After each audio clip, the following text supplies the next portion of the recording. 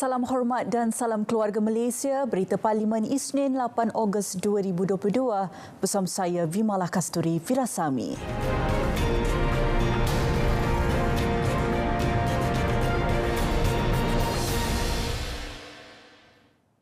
Saudara, Suruhanjaya Bebas Tata Kelakuan Polis IPCC hanya menerima aduan secara bertulis dari mana-mana pihak berhubung salah laku anggota polis.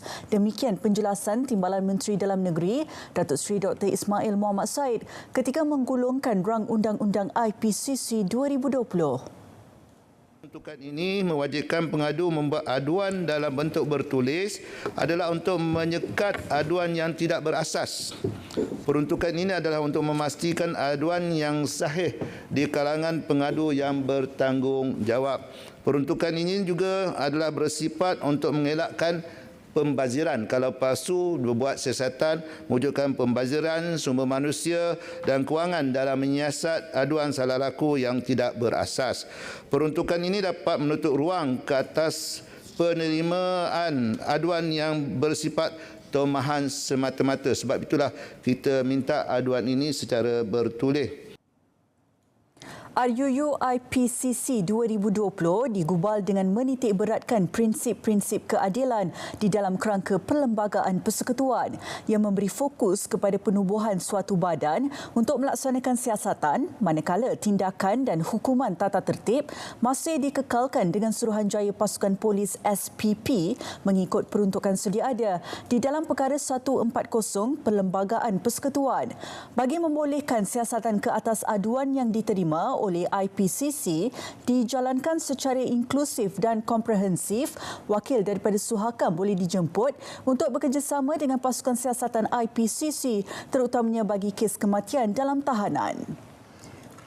Saudara, turut diluluskan RUU Agensi Kawalan Sempadan Malaysia atau AXEM pembubaran 2021. Ketika sesi penggulungan, Datuk Seri Dr. Ismail sekali lagi menjelaskan isu mengabaikan anggota AXEM tidak timbul sama sekali.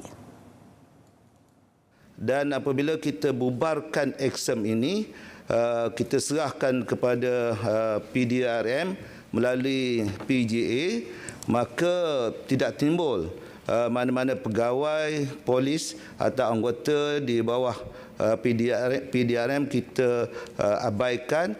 Malah AXEM ini sebenarnya adalah gabungan daripada beberapa agensi keselamatan yang lain, sama ada PDRM, PGA dan juga bawah immigration dan juga bawah custom dan juga ada bantuan-bantuan daripada agensi bawah KDN sendiri, itu rela. Sebab itulah apabila dibubarkan pegawai-pegawai yang berada di bawah custom diteruskan berkhidmat di bawah Jabatan Custom, diserahkan kembali kepada custom, dan juga di bawah Jabatan Immigration juga diserahkan kembali kepada Jabatan Immigration. Pemansuhan akta dan pembubaran AXEM tidak akan mendatangkan kesan negatif kepada operasi penguatkuasaan pengawalan sempadan negara pada masa ini. Ini kerana kesemua fungsi AXEM telah diserapkan kepada PDRM melalui Pasukan Gerakan Am PGA. Manakala punca kuasa yang termaktub di dalam Akta 799 akan diteruskan dan dikuatkuasakan oleh akta-akta sedia ada seperti Akta Polis 1967, Akta Immigration 1959, 1963, Akta Custom 1967 dan lain-lain perundangan yang sedang berkuat kuasa. Fungsi-fungsi jawatan kuasa peringkat tertinggi dan jawatan kuasa penyelaras yang termaktub di bawah akta ini akan dilaksanakan oleh Jawatan Kuasa Pemantapan Kawalan Sempadan Negara dan Jawatan Kuasa Penyelarasan Kawalan Sempadan Negara. Terdahulu, menerusi sesi perbahasan, Senator Muhammad Effendi Mohamad mencadangkan agar teknologi moden terutama satelit digunakan bagi memantau aktiviti penyeludupan di sempadan. Ini memandangkan keberadaan anggota keselamatan di sempadan masih tidak mampu menghentikan kerancakan aktiviti penyeludupan. Dengan pemansuhan ini, kerajaan mesti melalui pasukan, melalui MOSTI ataupun Kementerian Dalam Negeri supaya memberikan pasukan polis lebih canggih, mesti menggunakan satelit demi keselamatan dan telekomunikasi bersekali. Satelit yang boleh menjalankan fungsi keselamatan dan telekomunikasi. Mungkin satu memadai, mungkin dua sebagai alternatif dia, dan kos tidak begitu tinggi. Dan dengan satelit ini, operasinya 24 jam tanpa henti. Kalau ada dua, makanya dia ada satu dengan izin ada backup. Jadi boleh distationkan di mana-mana pejabat-pejabat, ibu pejabat polis, Bukit Aman dan sebagainya, dan dia boleh tengok terus menerus. Tidak ada kaedah lain yang terbaik. Kalau kita menggunakan dengan izin drone ni dia ada waktu-waktu dia. Dia tidak boleh 24 jam drone, tak pernah, mustahil. Dalam dunia ni tak ada orang pakai drone 24 jam. Malam dia tak boleh berfungsi. Setakat yang kita tahulah. Cuma ada sedikit-sedikit yang menggunakan infrared tu, mungkin malah. Tapi saya nak... Justeru beliau mahu penggunaan diberi perhatian yang serius oleh kerajaan. Sementara itu, pelbagai isu telah dibangkitkan ahli Dewan berhubung pemansuhan Aksem melibatkan soal kebajikan anggota sehinggalah kepada soal kedaulatan negara. Oleh itu, walaupun Aksem dibubarkan, saya percaya peranan-peranan agensi yang berkaitan tetap dimainkan, malah diperkemaskan dan ditambah baik bagi memastikan kawalan keselamatan sempadan negara terjamin sama ada dari segi perdagangan manusia, penyelundupan dadah, senjata api dan apa sahaja yang melibatkan pencerobohan dari luar dan dalam negara. Sebenarnya timbalan yang dipertua, apa yang saya khawatirkan adalah nasib pegawai-pegawai Aksem ini apabila Aksem dibubarkan. Saya berharap agar nasib mereka ini terbela. Mendengar jaminan menteri bahawa walaupun Aksem dibubar, tidak ada sebarang pun diberhentikan kerja. Pegawai ini akan diserapkan kembali ke dalam agensi seperti PDRM, Immigration dan Custom. Saya juga ingin mendapatkan penjelasan berkaitan dengan implikasi pembubaran Aksem terhadap kewangan kerajaan. Bagaimana kos yang perlu ditangguhkan oleh kerajaan selepas pembubaran Aksem? Sesudah pasti apabila anggota Aksem diserapkan ke dalam PDRM dan Custom, maka kos pengurusan dan pakaian mereka perlu disediakan dengan yang baru. Datuk Yang di-Pertua, saya juga ingin mengambil kesempatan di dalam perbahasan ini untuk menggesa kerajaan memberikan tumpuan terhadap isu perdagangan manusia yang melibatkan pergerakan atau migrasi manusia secara haram, termasuk aktiviti buruh secara sah dan secara paksa bagi tujuan penghambaan, pelacuran dan buruh paksa. Pelbagai isu membabitkan keselamatan sempadan negara bukanlah satu perkara yang boleh dipandang remeh. Apatah lagi, di situlah simbol kedaulatan selain tumpuan penduduk kedua-dua negara bersempadan untuk menjalankan pelbagai aktiviti perniagaan.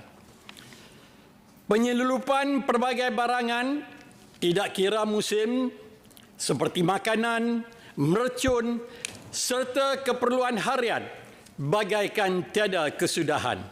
Biarpun segala usaha penambahbaikan sudah diambil, termasuk memperkasakan agensi sedia ada yang menjaga pintu masuk Malaysia.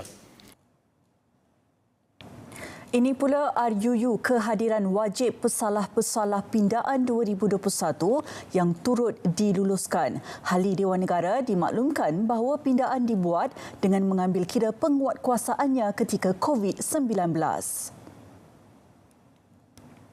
Kesesakan yang berlaku dalam penjara dapat dikurangkan serta penularan COVID-19 dapat dikekang selain masalah penyakit-penyakit berjangkit yang lain dapat dihindarkan.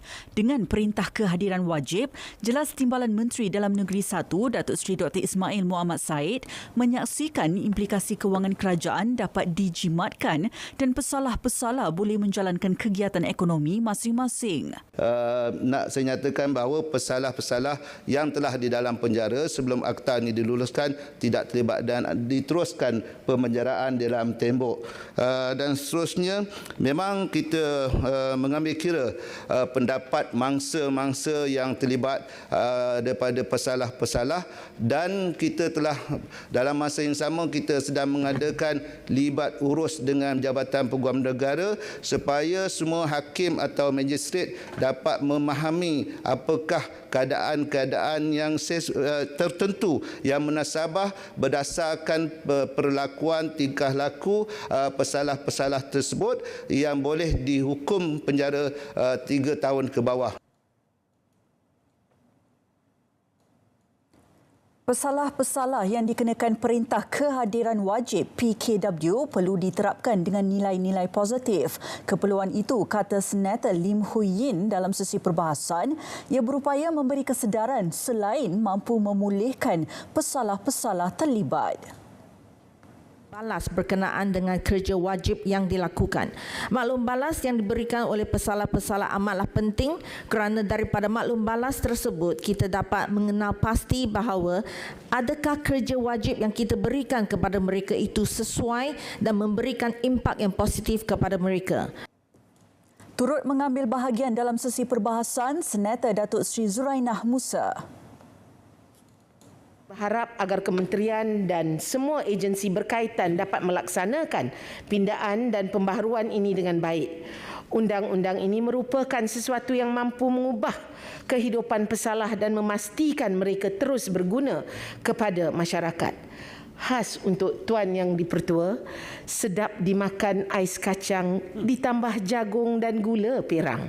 Usaha mendidik biarlah terancang, ya rakyat terbela, nasib dipandang. Beralih pula kepada rang Undang-Undang Perhutanan Negara Pindaan 2022. Timbalan Menteri Tenaga dan Sumber Asli Dato' Ali Biju ketika menggulung RUU itu berkata, Kerajaan Persekutuan dan Negeri memandang serius kepentingan hutan serta peranan ke atas keseimbangan alam sekitar, bekalan air bersih dan meningkatkan tahap sosioekonomi masyarakat.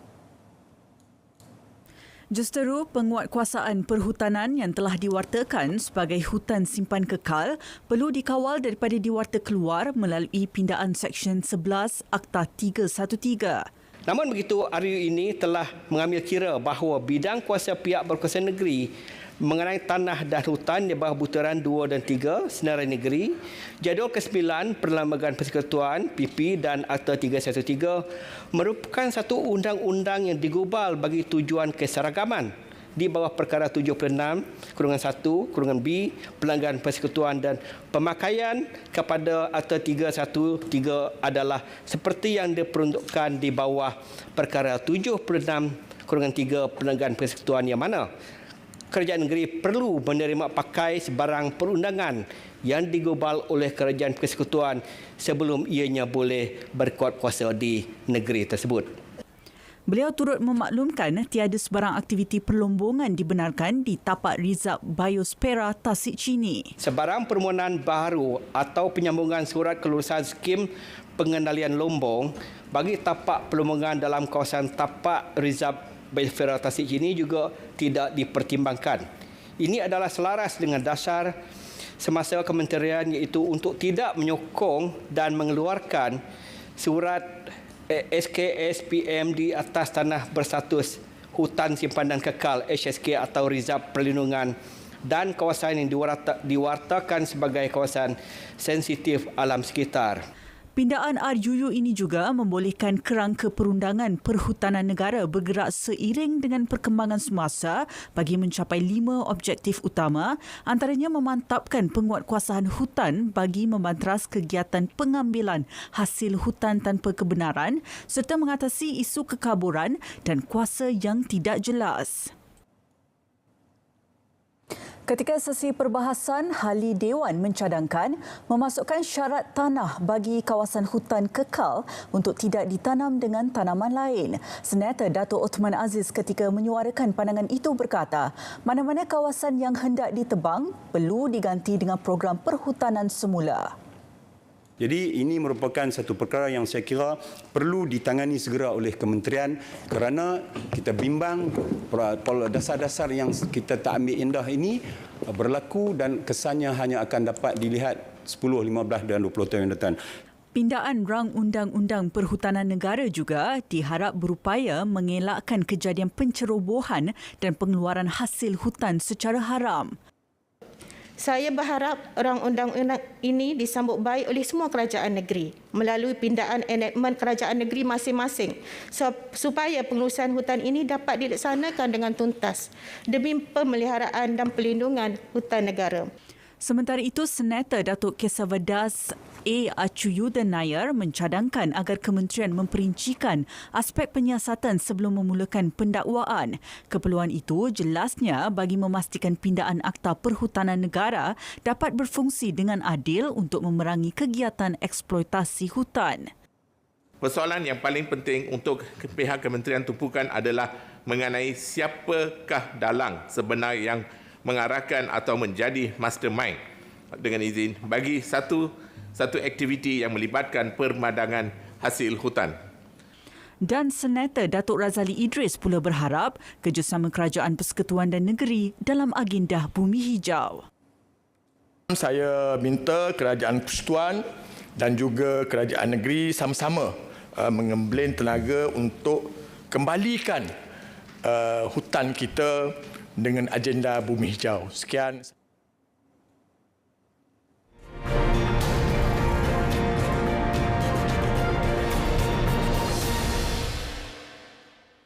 Dewan Bandaraya Kuala Lumpur (DBKL) mengenal pasti perunding yang layak untuk mengkaji pembinaan ruang simpanan air di bawah tanah bagi mengatasi isu banjir di ibu negara. Perunding dalaman terbabit pakar dalam menjalankan pelan jangka panjang mitigasi banjir di peringkat antarabangsa. Jelas Menteri Wilayah Persekutuan Datuk Seri Dr. Syahidan Kasim, pelbagai strategi turut dirangka bagi mengatasi masalah yang dikenal pasti sebagai titik panas banjir. Ia berdasarkan pelan tindakan Tempatan Banjir Kilat Kuala Lumpur 2022. Bagi isu pokok tumbang pula, pemeriksaan dilakukan secara berkala bagi mengenal pasti pokok yang berisiko membahayakan orang awam. DBK juga membuat penilaian pokok berisiko tahap 3 pada pokok besar yang dikenal pasti di sekitar Kuala Lumpur dengan menggunakan alat khas iaitu resistograf dengan izin untuk menentukan tahap perebutan pokok pada pokok. Antara tindakan serta-merta yang telah dan akan diambil di kawasan yang terlibat dengan banjir kilat ialah dengan memastikan kelancaran air ke lubang saluran air ke longkang, kerja pengorekan kolam-kolam takungan banjir. Beliau menjawab soalan Senator Muhammad Zahid Mat Arif. Sejumlah RM4.8 juta diperuntukkan untuk pembelian 320 buah bot jenis fiber, enjin bot dan jaket keselamatan sebagai persediaan menghadapi banjir. Setiap daerah yang berisiko banjir akan dibekalkan dengan 2 buah bot fiber, manakala selebihnya sebagai bot tambahan. Cadangan bagi pembekalan bot fiber mengikut daerah. Dia dua unit bot fiber ini untuk setiap daerah yang berhormat, namun tertakluk kepada kesesuaian mengikut negeri. Maknanya sekiranya berlaku banjir begitu kuat sekali di kawasan itu, semestinya 2 bot fiber itu tidak mencukupi. Kita akan menghantar bot-bot tambahan, tetapi ia bukannya secara permanen atau secara tetap, dan seketika ia diperlukan di tempat-tempat lain pula, ia akan dihantar ke daerah-daerah yang memerlukan. Beliau menjawab soalan tambahan Senator Datuk John Ambrose. Dewan Negara turut diberitahu seramai 10,000 peserta telah terlibat dalam program pengurusan risiko banjir komuniti Julai lalu.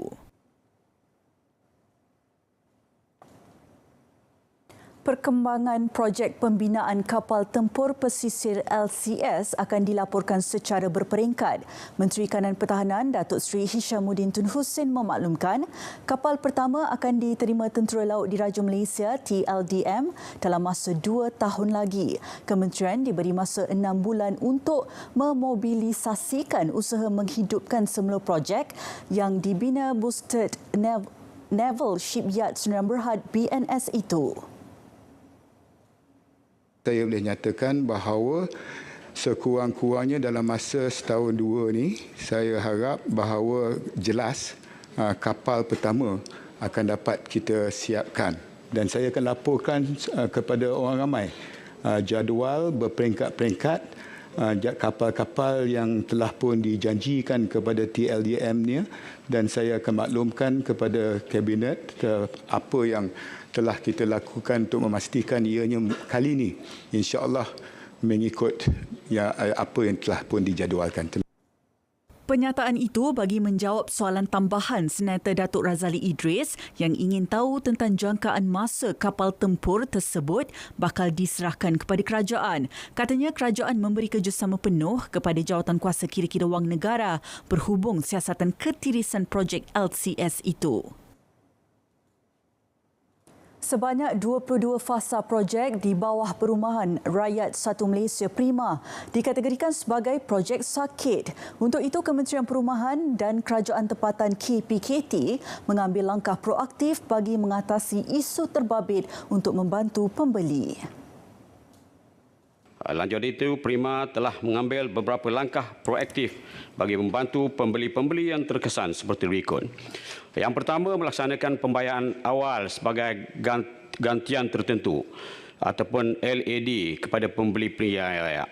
Yang kedua, mengadakan sesi perjumpaan dengan wakil pembeli bagi projek-projek yang terkesan melalui HRC bertujuan untuk menjelaskan ataupun HRC jawatankuasa semakan pembeli-pembeli perumahan bertujuan untuk menjelaskan perkembangan semasa pembinaan projek. HRC juga bertujuan untuk mewujudkan komunikasi dua hala bagi membolehkan pihak pembeli memberi maklum balas dari pandangan pada Prima. Antara punca utama kelewatan projek adalah kengkangan kewangan pihak kontraktor yang dilantik, impak perintah kawalan pergerakan dan kesukaran mendapat bekalan bahan binaan. Beliau menjawab persoalan dikemukakan Senator Datuk Mohan Tanggarasu.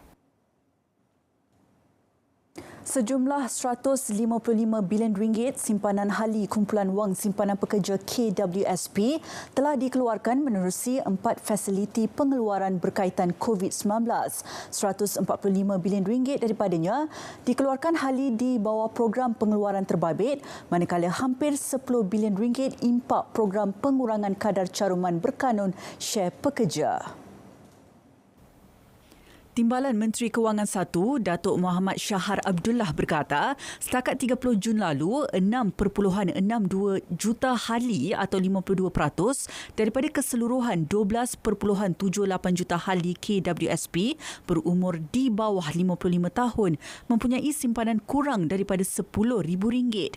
Daripada bilangan itu, 4.99 juta hali atau 75% adalah hali Bumiputra. Semua input berkaitan bagaimana untuk kita perhebat dan pertingkatkan nilai simpanan KWSP, sudah pasti KWSP 2.0 juga adalah antara salah satu yang sedang kerajaan pertimbangkan, kerana banyak lagi strategi-strategi yang lain yang mungkin boleh kita gunakan untuk kita memastikan KWSP ini menjadi insurans kepada mereka-mereka yang bekerja. Beliau menjawab soalan Senator Datuk Razali Idris mengenai langkah menyelamatkan hali pencarum KWSP yang ada simpanan kurang daripada RM10,000. Program Bakat Masa Hadapan antara insentif yang dilaksana bagi meningkatkan pertumbuhan sektor semikonduktor. Penyertaan melibatkan jurutera dan juruteknik yang tiada pekerjaan. Beberapa bentuk insentif. Kementerian Perdagangan Antarabangsa dan Industri MITI turut menyediakan geran automasi pintar untuk menggalakkan pemain industri beralih ke teknologi tersebut bagi tujuan pelaburan. Kita juga mempunyai beberapa bentuk insentif untuk menggalakkan pembangunan pembekal tempatan serta insentif khusus bagi penggalakan pembangunan ekosistem semikonduktor yang ingin saya sebutkan di sini dalam bidang-bidang tertentu dengan izin Tan Sri Pertua, Integrated Circuit ataupun IC Design, IC Packaging Design, Embedded System Design dan juga Test and Engineering Design untuk E&E cluster yang dimaksudkan. Datuk Seri Muhammad Azmin menjawab pertanyaan Senator Robert Lau Hui Yu. Tambah beliau, Malaysia antara negara utama yang mengeksport chip semikonduktor ke pasaran global. Tahun lalu 94 projek semikonduktor diluluskan dengan nilai pelaburan berjumlah 148 bilion ringgit. Seramai 45,526 pelajar direkodkan gagal dalam peperiksaan sijil pelajaran Malaysia SPM 2021. Susulan itu, program bimbingan khusus kepada pelajar berprestasi rendah dilaksanakan sebagai langkah intervensi segera. Ia melibatkan 800 pelajar di sekitar Perak, Pulau Pinang, Kedah dan Perlis. Program sama turut dijalankan di Sarawak Julai lalu. Juga ingin membantu kepada para pelajar dan memberi mereka intervensi yang diperlukan supaya mereka benar-benar faham tentang dua subjek teras yang cukup penting ini. Yang Berhormat Tan Sri Dipertua, kita juga akan memberikan bimbingan kepada guru-guru khusus yang mengajar bahasa Melayu dan juga sejarah ini. Kita telah arahkan kepada School Improvement Special Coach SISC Plus yang ada di setiap pejabat PP di seluruh negara supaya turun ke setiap sekolah, dampingi guru-guru, kelepasin mereka faham. Dan kita bagi intervensi juga bimbingan kepada guru-guru ini supaya mereka dapat memberikan pengajaran dan bimbingan kepada para pelajar. Beliau menjawab pertanyaan Senator Datuk Muhammad Ridwan Muhammad Ali. Pada tahun ini, lebih 56,000 calon bakal menduduki peperiksaan SPM.